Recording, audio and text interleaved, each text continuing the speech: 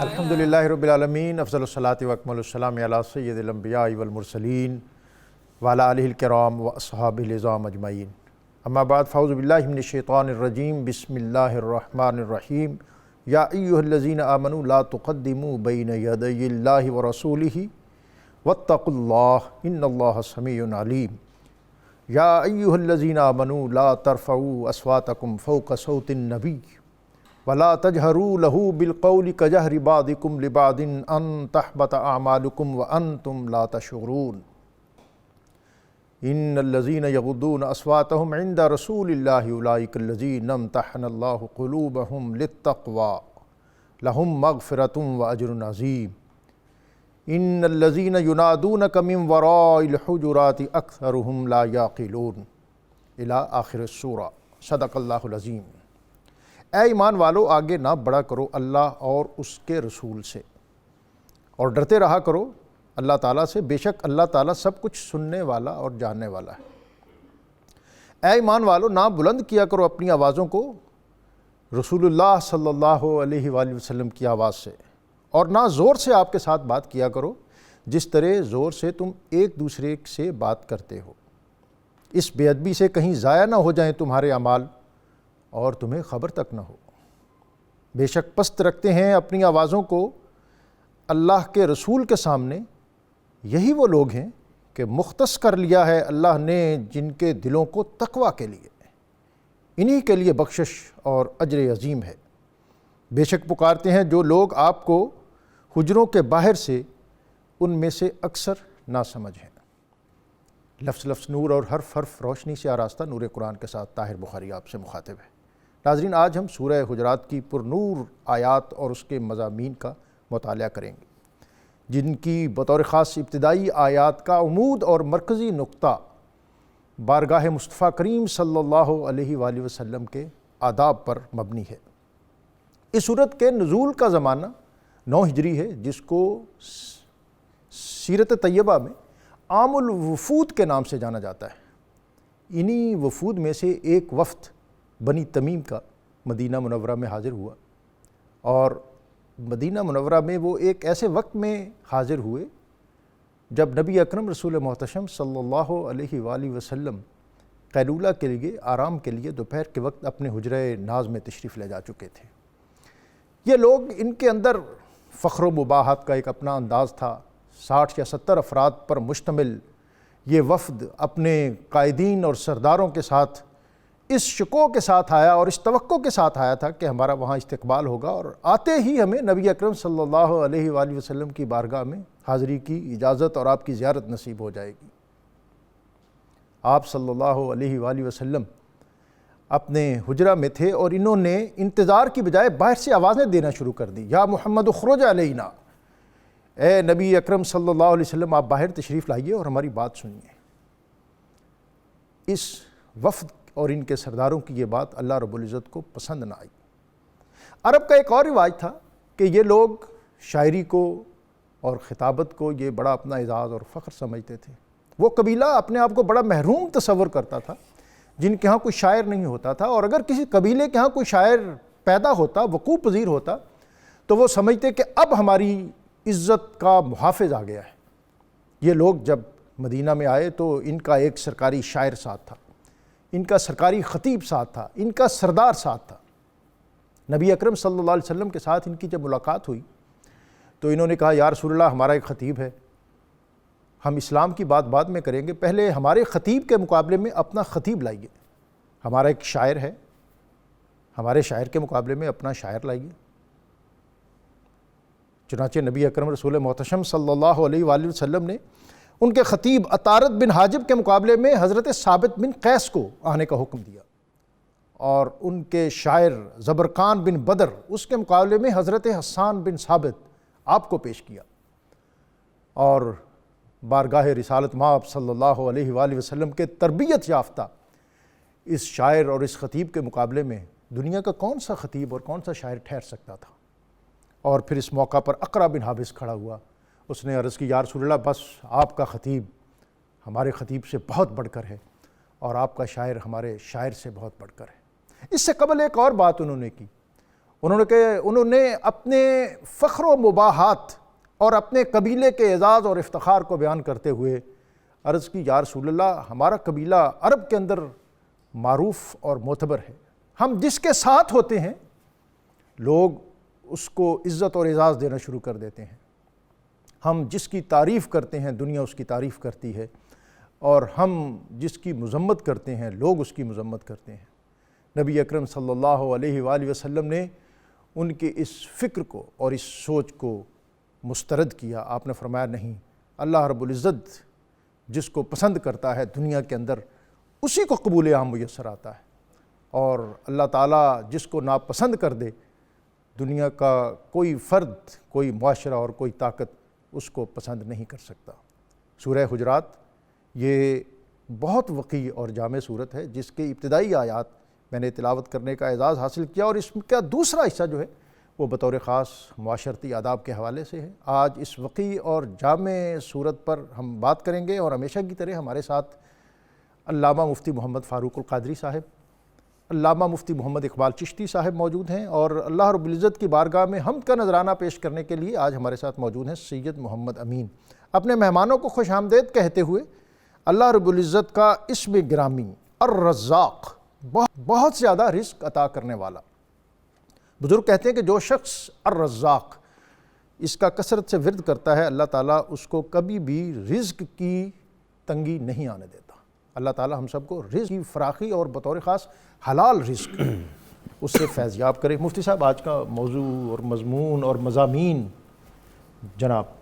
بسم اللہ الرحمن الرحیم۔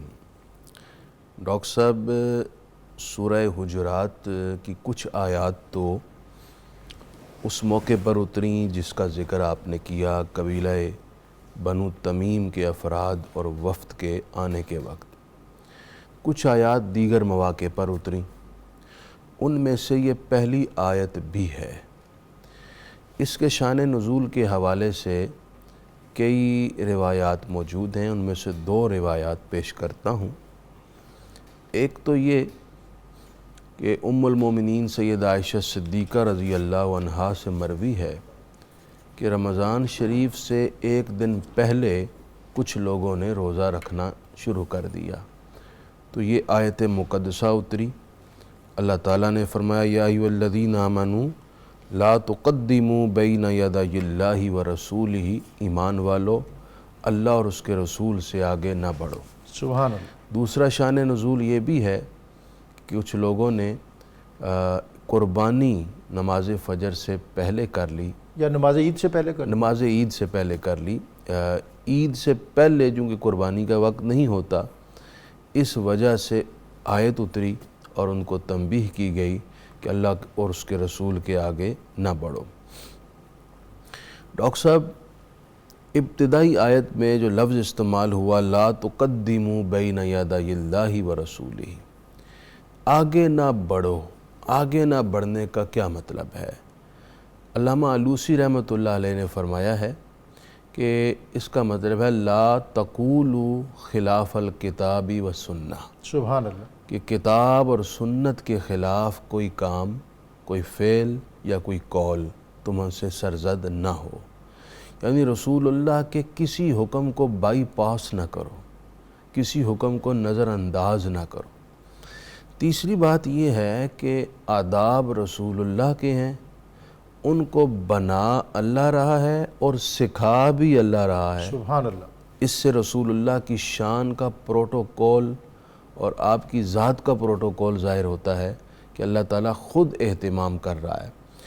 تیسری بات یہ ہے کہ کیا یہ حکم اس عہد کے ساتھ خاص تھا یا آج بھی یہی حکم ہے؟ تو جو آیت کا معنی ہم نے کیا ہے اس کے مطابق تو یہ حکم تا قیامت تمام امت کے لیے ہے کہ وہ رسول اللہ کے کسی قول اور آپ کے کسی فعل سے نظر انداز کرتے ہوئے آگے نہیں بڑھ سکتے۔ سبحان اللہ۔ یوں ہی مفسرین اعظام نے یہ فرمایا ہے کہ اس آیت کے عموم میں وہ رسول اللہ کے وارث بھی داخل ہیں جو علمی وارث ہیں یا آپ کے خلفاء تھے، ان سے بھی آگے بڑھنے کی ممانت ہے۔ حضرت سیدنا صدیق اکبر رضی اللہ تعالیٰ عنہ چل رہے ہیں، تو حضرت ابو دردہ فرماتے ہیں کہ میں ان سے آگے آگے چل رہا تھا، رسول اللہ صلی اللہ علیہ وسلم نے مجھے دیکھا تو مجھے سخت الفاظ میں فرمایا کہ ابو دردہ تم اس شخص سے آگے چلنے کی جسارت کر رہے ہو جس سے بہتر شخص کو سورج نے کبھی دیکھا ہی نہیں۔ واہ واہ سبحان اللہ۔ تو اس طرح اس سے یہ پتہ چلا کہ اپنے مشائخ سے، علماء حق جو رسول اللہ کے وارث ہیں، ان سے بھی آگے چلنے میں احتیاط کرنی چاہیے۔ حدیث شریف میں لا تمشی اماما، اپنے والد کے بھی آگے نہ چلا کرو، سبحان اللہ۔ یہ ایک ادب کا تقاضا ہے۔ لیکن اس سے چند صورتیں مستثنیٰ ہیں۔ بطور خادم کی حیثیت سے کوئی آگے چلے، جیسے گارڈز ہوتے ہیں، سیکیورٹی ہوتی ہے، وہ آگے چل رہے ہوتے ہیں، تو یا کسی اور وجہ سے کہ راستہ کلیئر نہیں ہے اور وہ اس حوالے سے آگے جاتے ہیں، وہ استثنائی صورتیں۔ عمومی طور پر یہی حکم اس کے اندر بھی تو ایک ادب ہی کا پہلو ہے، ادب کا ہی پہلو ہے۔ تو اس آیت سے ایک تو یہ بات ہمیں معلوم ہو گئی۔ دوسرا جو اس صورت کے تعارف میں آپ نے کہا کہ اس صورت کے دو پارٹ ہیں، ابتدائی آیات میں رسول اللہ کی بارگاہ کے آداب ہیں اور باقی نصف صورت ہماری معاشرتی رویوں کی اصلاح کرنے کے لیے ایک جامع پیکج دیتی ہے، مضبوط معاشرتی سٹرکچر قائم کرنے کے لیے۔ ہم کہہ سکتے ہیں کہ یہ صورت اگر ہماری سوسائٹی میں عملی تصویر بن جائے تو ہماری سوسائٹی ایک پاکیزہ، خوشبودار اور خوشگوار سوسائٹی بن جائے۔ آج اس صورت پر ڈسکس کرنے کی، اس کے مضامین کو پیش کرنے کی اصل وجہ یہ ہے کہ ہم لوگ اپنے درد کا درما، اپنے درد کی دوا کہیں اور تلاش کرنے کے بجائے اللہ کے قرآن سے لیں اور اس صورت کو اپنی عملی زندگی میں لے آئیں۔ جو ہمارے ناظرین میں سنیں، اسی نیت سے سنیں کہ آج میں جو سنوں گا، چاہے وہ آداب رسالت اور نسبت رسالت کے حوالے سے ہے اور چاہے ہماری سوسائٹی میں ایک دوسرے کے ریلیشنز کے حوالے سے ہے، اس کو میں جو آج سنوں گا اپنے عمل میں لاؤں گا تو ڈاکٹر صاحب ایک بہت پازیٹیو چینج آ جائے گا۔ یقیناً۔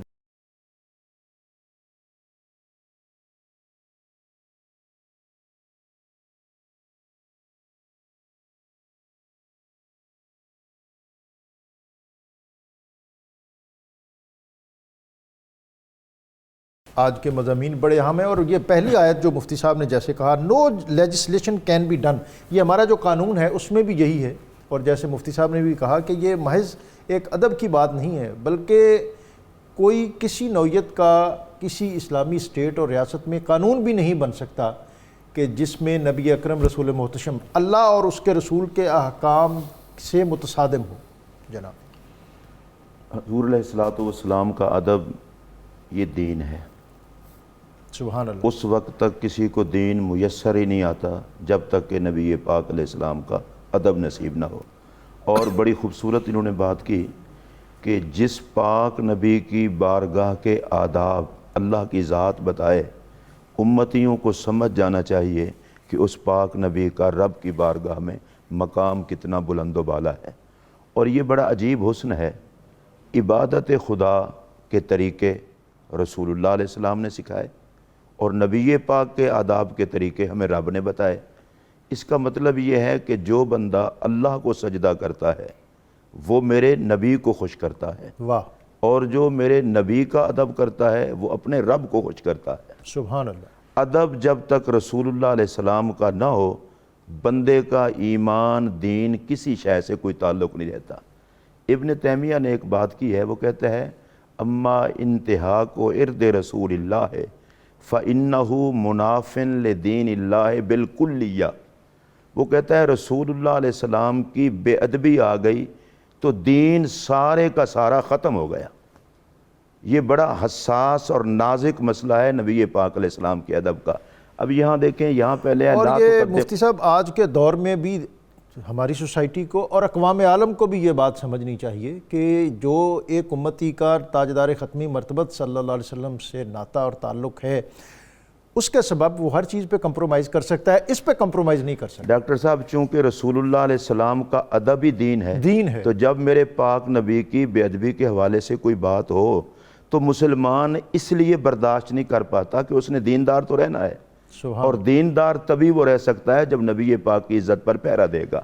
آیت نمبر 1 پر مفتی صاحب نے گفتگو فرما دی، کسی بھی حوالے سے نبی پاک علیہ السلام کے فرامین کو بائی پاس کرنا اپنے آپ کو تباہ کرنے کے مترادف ہے۔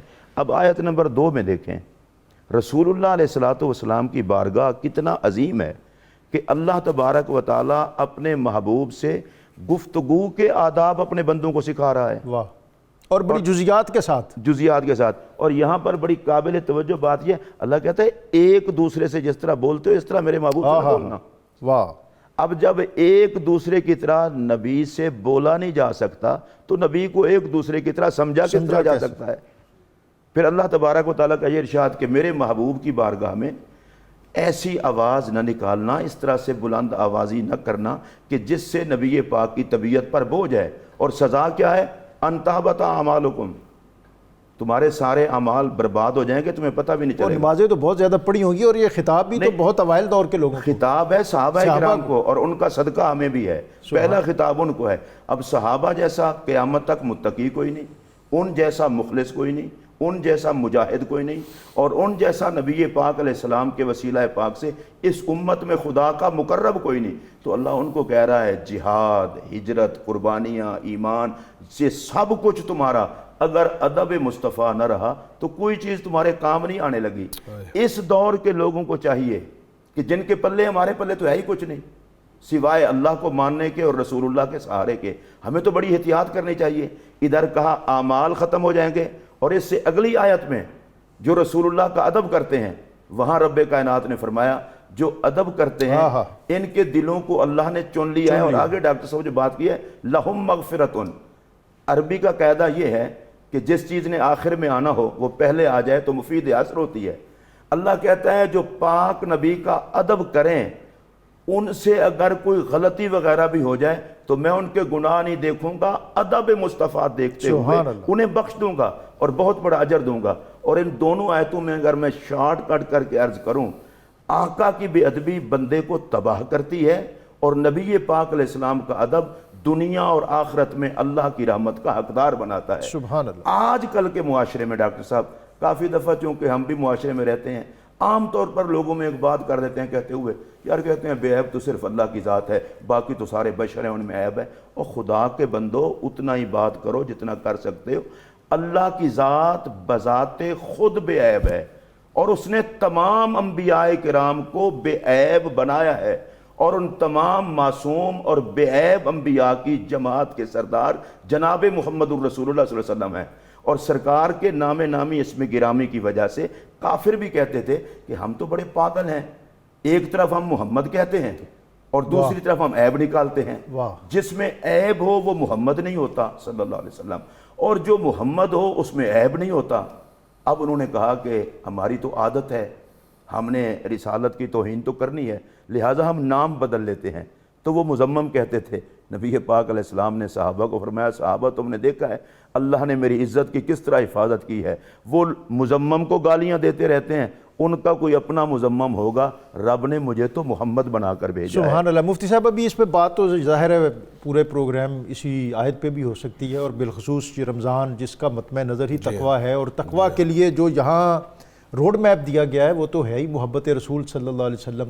لیکن میں چاہوں گا کہ چونکہ آیات اور ان کے اہم مضامین پہ بات ہو جائے، ان جاکم فاسقم بنبأ، کہ اگر کوئی فاسق کوئی خبر لے کے آ جائے، آج کی سوسائٹی اور موجودہ ماحول اور معاشرہ، اس میں یہ آج کل جو بہت سے عوامل ہیں اس میں یہ ایک بہت اہم ایلیمنٹ ہے فساد کے حوالے سے، اور اس کو میں چاہوں گا کہ آپ اس پر ضرور ایک بات تو لاسٹ آیت پر میں ایک کمنٹ بلکہ ایک گزارش یہ کرنا چاہتا ہوں کہ جو لا ترفعوا اصواتکم فوق صوت النبی کا حکم آیا ہے سبحان کہ حضور کی آواز سے اپنی آواز کو بلند نہ کرو، یہ حکم بھی حضور کے حیات ظاہری کے ساتھ خاص نہیں ہے، بلکہ قیامت تک آنے والے ہر دور کے لیے یہ حکم ہے۔ سبحان اللہ۔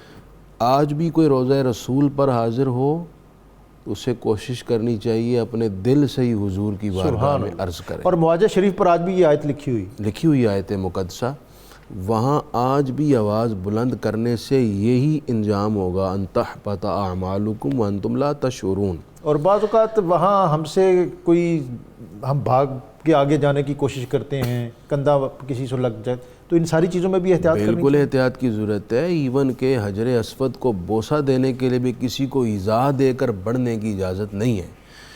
دربار رسالت میں تو اس سے بھی زیادہ احتیاط کی ضرورت ہے۔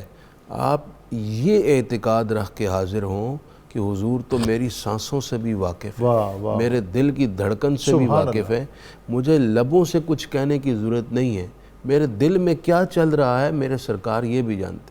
حضور نے خود فرمایا واللہ ما یخفى علی رکوعکم ولا خشوعکم، سبحان اللہ۔ میں تمہارے دل کے احوال بھی جانتا ہوں، خدا کی قسم یہ مجھ پر مخفی نہیں ہے۔ دوسری بات یہ ہے کہ حضور کی جو کلام ہے اس کلام کا بھی یہ ادب ہے۔ سبحان اللہ۔ مفسرین نے اسی سے اخذ کر کے کہا ہے کہ آج کہیں حدیث پڑھی جا رہی ہو تو بعض لوگ حدیث کو ٹوک کر اپنی بات شروع کر دیتے ہیں، حدیث رسول کو حدیث رسول بیان ہو رہی ہے اس کو ٹوک کر اپنی بات نہ کریں، بات حدیث مکمل ہو جائے پھر اپنی بات کریں۔ اللہ اکبر۔ یہ بھی ادب رسالت ہے۔ یوں ہی حدیث سنائی جا رہی ہے تو اس دوران اپنی آواز کو حدیث جس آواز میں پڑھی جا رہی ہے اس سے بلند نہ کریں، یہ بھی کہیں بے ادبی کے زمرے میں نہ آ جائے۔ اسی طرح جو مجالس ہوتی ہیں اور ان میں حضور کی نعت پڑھی جاتی ہے، حضور کا نام مبارک لیا جاتا ہے، اس سب کے آداب بھی دربار رسالت کے آداب میں شامل ہوتے ہیں۔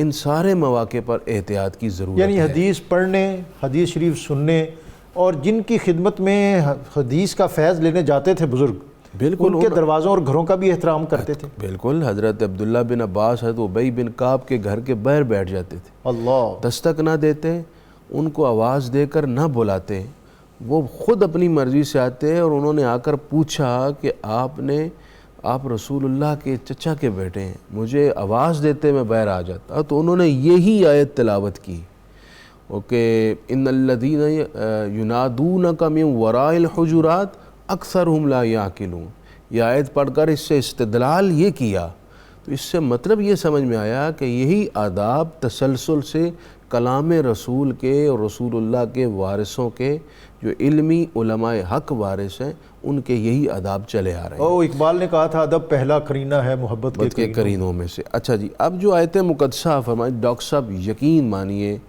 یہ آیت مقدسہ جو حکم دے رہی ہے کاش کہ ہماری زندگیوں میں آ جائے، زندگیوں میں سکون ہو جائے گا۔ آج پرابلم کیا ہے جی؟ افسر ہے تو وہ ملازم کے بارے میں کان کا کچا ہے، دوست کے بارے میں کان کا کچا ہے، رشتوں میں خلوص اور وفا نہیں ہے، ایک بات کیا سنی چر دوڑے، تحقیق کی ضرورت ہی نہیں سمجھی، ماں نے بیوی کے بارے میں کچھ کہہ دیا تو بیوی پر چڑھائی کر دی، رشتہ خراب کر لیا، بیوی نے ماں یا بہنوں کے بارے میں کچھ کہہ لیا تو شوہر صاحب جذباتی ہو گئے، ماں اور بہنوں کے پیچھے لگ گئے اور ان کی بے ادبی کر دی، اپنا گھر خراب کر لیا۔ کان کا کچا ہونا اتنا بڑا عیب ہے جو انسان کو مخلص دوستوں اور رشتوں سے محروم کر دیتا ہے، محرومی کا باعث ہے۔ اب اس آیت مقدسہ نے ایک آدمی کو اس حوالے سے حساس اور سینسیٹیو ہونے کا حکم دیا ہے۔ کیا فرمایا؟ ایمان والو اگر تمہارے پاس کوئی فاسق خبر لائے فتبینوا، تو خبر کی پہلے تحقیق کر لو۔ یہ سنی سنائی پہ تو ہمارے بہت سے انسٹیٹیوشن چل رہے ہیں، آپ اس کو بند کر رہے ہیں۔ سنی سنائی سے انسٹیٹیوشن برباد ہو رہے ہیں، برباد ہو رہے ہیں، چل نہیں رہے، سوسائٹی برباد ہو رہی ہے، گھر سوسائٹی برباد برباد ہو رہی ہے جی۔ سنی سنائی سے کیا ہوتا ہے ڈاکٹر صاحب؟ ہر بندے کی طبیعت میں ٹھہراؤ نہیں ہے، ادھر سنی جذبات میں ریئیکٹ کیا۔ اسی طرح میں ایک اور بات بھی کرنا چاہوں گا، ہماری عوام میں بھی حکومت کے خلاف کوئی بات سننے میں فوراً جذبات سے بات ظاہر کر دیتے ہیں، بعد میں پتہ لگتا ہے جی پرائم منسٹر صاحب نے تو یہ کہا ہی نہیں تھا۔ اس حوالے سے بھی ہمیں اتنا بدگمان نہیں ہونا چاہیے۔ اگر واقعتاً ایسی بات ہوئی ہے تو پھر اس مسئلے کو حل کرنے کا بھی شریعت نے طریقہ بتایا۔ اس کا حل یہ نہیں کہ لڑائی شروع کر دیں، جھگڑا شروع کر دیں، بربادی کر لیں۔ اس کا حل کیا ہے کہ جیسی بات ہے اس بات کی نوعیت کے مطابق اس کے حل کی طرف آنا ہے۔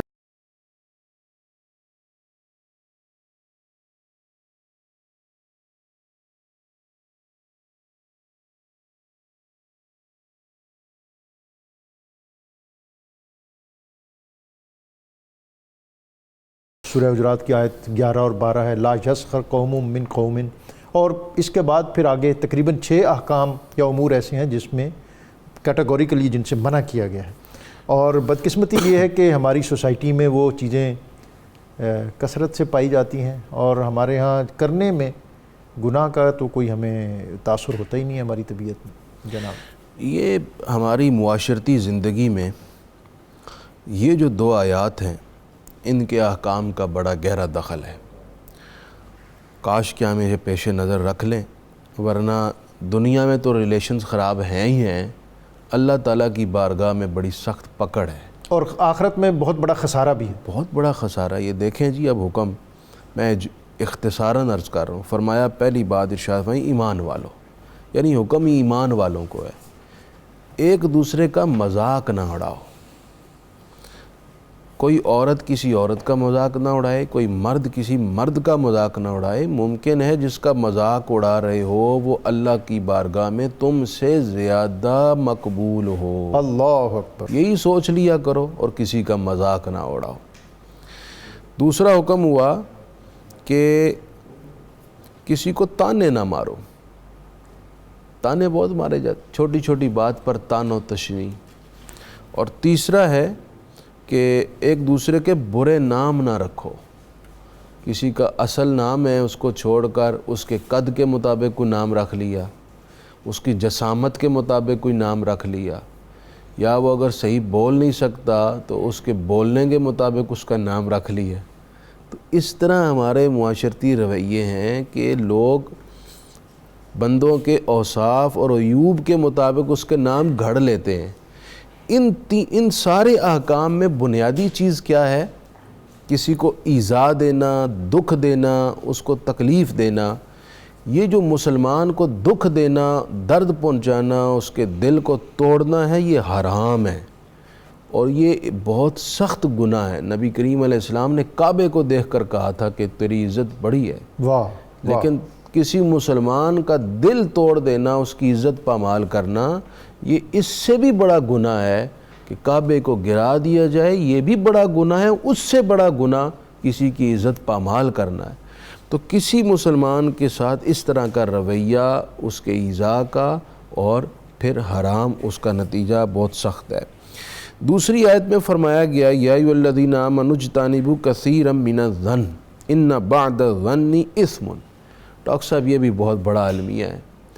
ہماری سوسائٹی میں ایسے لوگوں کی کمی نہیں ہے جو شکی مزاج ہیں. ہر بندہ اپنے دوست پہ بھی شک، بیوی پہ بھی شک، بیوی کو شوہر پہ شک، ملازم پر مالک کو شک، ملازم کو ساتھ والے کولیگ پر شک. اس شکوں کے اندر ہم گرے ہوئے ہیں. اور جو بندہ زیادہ شک کرتا ہے نا، یہ شک اس کو دل ہی دل میں بد دل کرتا ہے، اور یہی شک اس کو بعض اوقات بری کارروائی پر مجبور کرتا ہے. اور نتیجہ کیا نکلتا ہے؟ ایذا.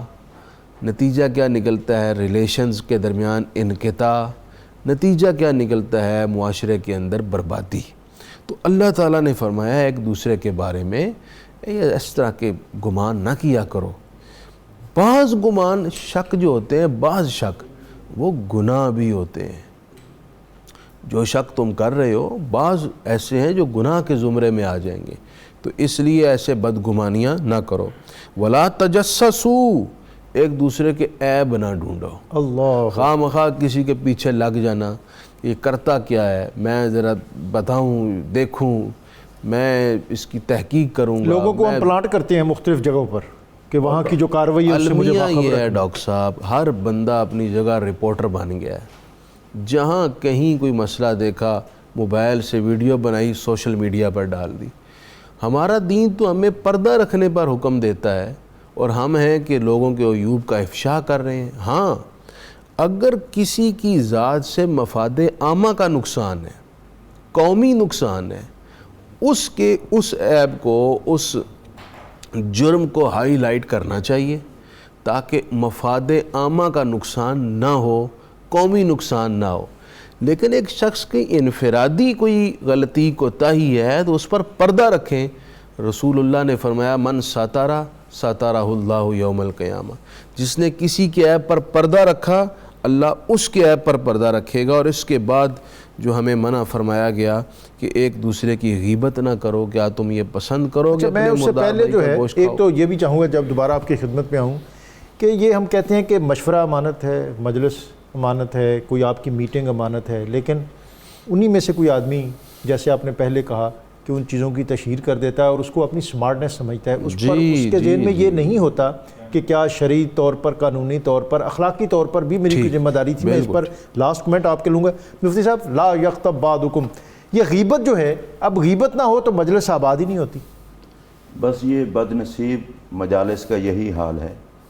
قرآن مجید نے کس طرح سے منع کیا ہے کہ ایک دوسرے کی غیبت نہ کرنا۔ پھر نبی پاک علیہ السلام سے پوچھا گیا کہ یا رسول اللہ یہ غیبت ہے کیا؟ سرکار نے فرمایا کہ کسی کا ایسا ذکر کرنا کہ جو اس کے سامنے کرو تو وہ اسے پسند نہ کرے۔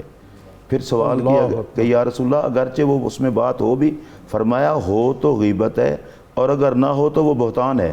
اللہ، بہت سارے لوگ اپنے آپ کو تقوی اور طہارت کا پہاڑ سمجھنے والے خود اپنی طرف سے باتیں گھڑ گھڑ کے لوگوں کے لیے مشہور کرتے ہیں کہ وہ یوں ہے، وہ یوں ہے۔ انہیں اس بات پر سوچنا چاہیے۔ اور قرآن مجید نے جو اتنا سخت طریقے سے سمجھایا ہے وہ یہ کہا ہے کہ کیا تم اپنے مردہ بھائی کا گوشت کھانا پسند کرو گے؟ ایحب احدکم من یاکل لحم اخیہ میتا، کبھی نہیں کرو گے۔ تو فرمایا کبھی نہیں کرو گے تو یہ غیبت یہ کوئی اس سے کم تھوڑا ہے۔ اس پر ایک حدیث پاک میں عرض کرنا چاہتا ہوں۔ نبی پاک علیہ السلام کے ایک صحابی ہیں حضرت ماعز، انہوں نے سرکار کی بارگاہ میں اپنے جرم کا اعتراف کیا۔ نبی پاک نے انہیں سنگسار کرنے کا حکم دیا۔ تو دو آدمی آپس میں کہنے لگے دیکھو اس نے اپنی غلطی پر رب نے پردہ ڈالا ہوا تھا، خود بتایا، اب ان کو اس طرح سے ہلاک کیا جا رہا ہے، سنگسار کیا جا رہا ہے۔ نبی پاک نے سن لیا اور آقا خاموش ہو کر آگے چل دیے۔ تھوڑا سا آگے تشریف لے گئے تو ایک گدھا مرا ہوا پڑا تھا۔ فرمایا وہ دو آدمی کدھر ہیں؟ انہوں نے کہا حضور حاضر ہیں۔ فرمایا کھاؤ اس گدھے کو، کھانا پسند کرو گے؟ انہوں نے کہا جی مردہ گدھے کو کون کھاتا ہے؟ فرمایا وہ جو تم نے اپنے بھائی کی عزت پہ حملہ کیا تھا وہ اس سے بھی برا کام تھا۔ تو غیبت اتنا بڑا گناہ ہے اور اتنا بڑی چیز ہے۔ اور حضرت خواجہ حسن بصری رضی اللہ تعالیٰ عنہ کو کسی نے کہا کہ فلاں بندہ آپ کے بارے میں غیبت کرتا ہے، یہ کہتا ہے، وہ کرتا ہے۔ آپ نے اسے کھجوروں کا ٹوکرا دلا بھیجا اور فرمایا کہ یہ ہمارا محسن ہے، اسے جا کر کہنا میرے پاس اور کچھ نہیں، بس یہی بطور شکریہ کہہ سکتا ہوں۔ اب وہ بندہ حیران ہو گیا کہ میں نے غیبت کی اور انہیں کھجوریں بھجوائی ہیں۔ فرمایا بندہ خدا، تو نے میری غیبت کر کے میرے گناہ خود لیے ہیں، اپنی نیکیاں مجھے دے دی ہیں، اتنا بڑا بھی کوئی محسن ہوتا ہے؟ اچھا غیبت کرنے والے کو اگر یہ پتہ چل جائے کہ جس کی کر رہا ہوں اس کا نامہ اعمال بھر رہا ہوں اور میں خود اجڑ رہا ہوں،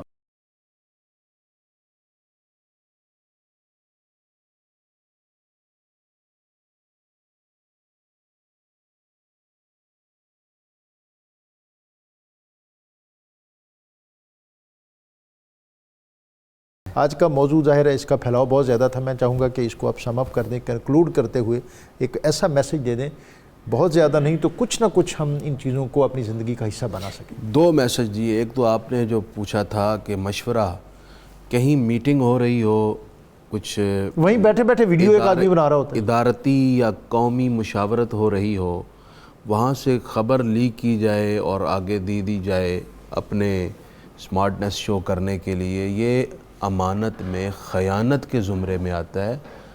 اگر اجازت نہ ہو، اگر اجازت ہے کہ آپ کسی کو بھی بتا دیں پھر نہیں، اور اگر ایسی اجازت نہیں ہے، ان کیمرہ اجلاس ہے، تو یہ خبریں افشا کرنا بددیانتی اور خیانت کے زمرے میں آتا ہے۔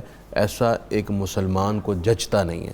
دوسرا میرا میسج ہے جی اس سورت کی آیات میں سے، یا ایھا الناس انا خلقناکم من ذکر و انثی، اللہ فرماتا ہے کہ ہم نے تمہیں ایک مرد اور عورت سے پیدا کیا اور تمہارے درمیان مختلف قبائل اور خاندان بنائے۔ کیوں بنائے؟ لتعارفوا، تاکہ تمہارا آپس میں تعارف اور ایک شناخت رہے۔ لیکن آج ہم نے طبقاتی تفریق کے بت پال لیے، تعصب کی بنیاد پر ایک دوسرے سے دور ہوئے، نفرت کرنے لگ پڑے، رشتہ داریاں نہیں کرتے۔ آج بھی بہت سارے خاندانوں میں یہ طے شدہ اصول ہے کہ جی ہم نے رشتہ برادری سے باہر نہیں کرنا۔ بچی گھر بیٹھی اس کے بال سفید ہو جائیں گے، بوڑھی ہو جائے گی، اس کی زندگی مشکل ہو جائے گی، لیکن جی باہر نہیں کرنا۔ ایسے اصول بنا کے ہم نے اپنی زندگیاں خود اجیرن کر دیں، حالانکہ خدا اور مصطفیٰ علیہ السلام نے ایسی کوئی پابندی نہیں لگائی تھی۔ اسی طرح اس تعصب کی بنیاد پر بہت سارے معاشرتی فیصلے کیے جاتے ہیں. مثلا ووٹ دینے والا کہتا ہے ساڑی برادری دا ہے, اگرچہ وہ اہل ہی کیوں نہ ہو, وہ ڈاکو ہی کیوں نہ ہو, وہ کرپٹ ہی کیوں نہ ہو, پھر بھی ہماری برادری کا ووٹ اس کو دینا ہے. تو یہ جو برادری ازم کے خول میں رہ کر شریعت کو نظر انداز کرنا, اس کا انفرادی نقصان سے بڑا نقصان ہے قومی نقصان. اور اس قومی اور معاشرتی نقصان سے بچانے کے لیے اس آیت میں فرمایا گیا کہ یہ جو تقسیم اللہ تعالیٰ نے فرمائی ہے یہ محض شناخت کے لیے, کہ انا خلقناکم من ذکر و انثی وجعلناکم شعوبا وقبائل لتعارفوا, کہ تمہارے قبیلے اور خاندان بنائے ہیں تاکہ تم پہچانے جا سکو, جانے جا سکو. ان کو سوسائٹی کے اندر ایسی دیواروں کے طور پر معروف اور معتبر نہ کرو جس سے معاشرہ جو ہے وہ طبقاتی تقسیم میں چلا جائے. آج کا جو ہمارا موضوع تھا اور بطور خاص جو سورہ حجرات کے مضامین, ابتدائی طور پر بارگاہ رسالت مآب صلی اللہ علیہ وسلم کے آداب اور پھر اس کے بعد معاشرتی آداب, میں سمجھتا ہوں کہ جیسا مفتی صاحب نے بھی کہا, اگر ہم ان چیزوں کو عملی زندگی میں نافذ کر لیں, اور جیسا نبی صلی اللہ علیہ وسلم نے فرمایا کہ لا یؤمن احدکم حتی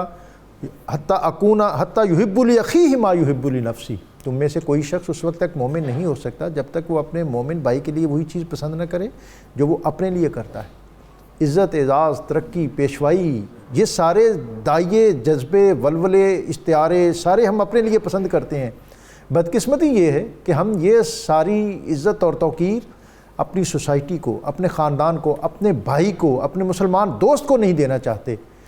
جب یہ جذبہ پیدا نہیں ہوگا اس وقت تک معاشرہ ایک ایمانی معاشرہ نہیں بن سکتا. دوسری بات کہ جو بارگاہ رسالت مآب صلی اللہ علیہ وسلم نے ہمیں پروٹوکول اور آداب بتائے, سکھائے, اور پھر اس کے بعد اس ذیل میں ہمارے اساتذہ, ہمارے مشائخ, ہمارے صوفیہ, ان کے جو اعزاز طے کیے ہمیں ان کا بھی خیال رکھنا چاہیے. بزرگوں کا ادب اور احترام کرنا چاہیے. بچوں کے ساتھ عزت اور توقیر اور شفقت اور محبت, اس کا دائیہ اور جذبہ ہمارے ہاں پیدا ہونا چاہیے. میں اپنے مہمانوں کا ازحد شکر گزار ہوں کہ بہت پھیلے ہوئے مضامین کو انہوں نے سمیٹا اور ہمارے لیے ایسا زاد راہ ہمیں عطا کیا جس سے ہم زندگی خوشکن اور خوشگوار طریقے سے گزار سکتے ہیں. آج کا وظیفہ, جو شخص نماز فجر کی سنتوں کے بعد سبحان اللہ و بحمدہ سبحان اللہ العظیم پڑھنے کو معمول بنائے, اللہ تعالیٰ اس کے رزق کو فراواں کرے گا. العزت کی بارگاہ میں حمد کا نذرانہ سید محمد امین صاحب. لا الہ الا لا الہ الا ایک طلب ہے ایک ہی ہوں, ایک طلب ہے ایک ہی ہوں, لا الہ الا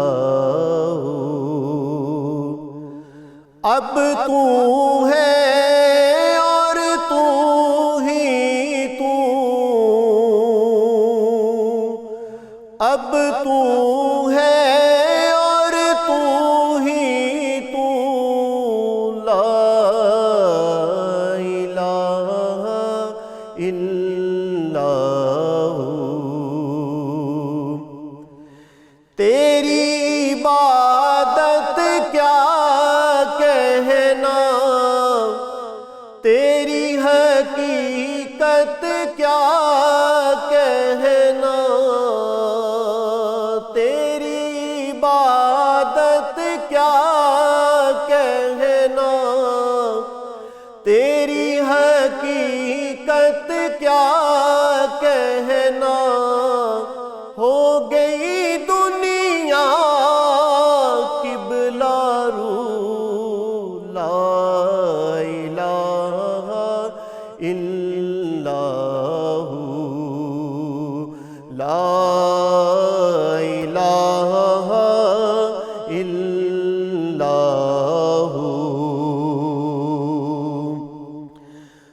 مجھ کو اپنی پستی کا چل جائے ایک روز پتہ،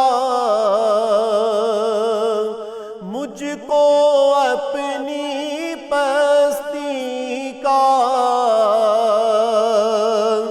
چل جائے ایک روز پتہ، سامنے ہو جب میرے تو لا الہ الا ہو، لا الہ الا ہو۔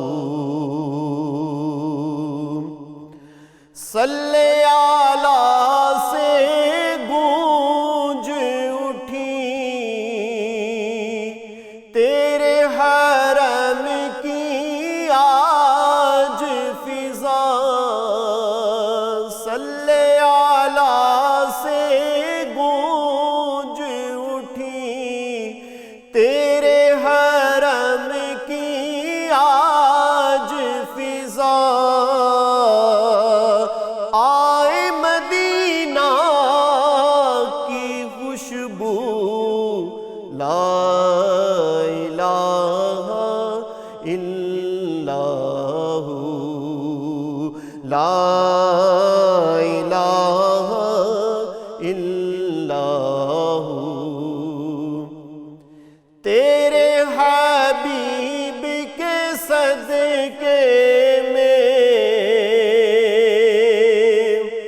تیرے حبیب کے صدقے میں در تک تیرے پہنچا ہے